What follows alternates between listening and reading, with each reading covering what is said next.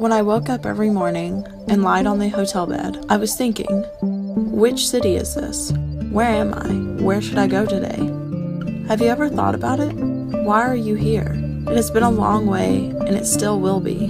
To meet different people and listen to the various voices, walk a long way, have the food that you've never tried before, to do things that you've never done before. What kind of thing is meaningful? What is trifling once we've already got involved?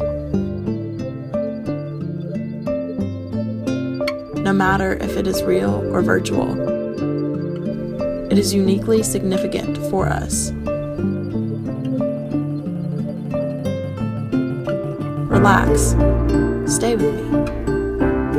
Feeling through the body, listening through the heart, discovering through the ear. Those who want to pursue are nowhere near to pursue. The answer is in the wind, but where is the wind going? The world is like enigma. Every step is unknown. Perturbed. Prayer. Continue.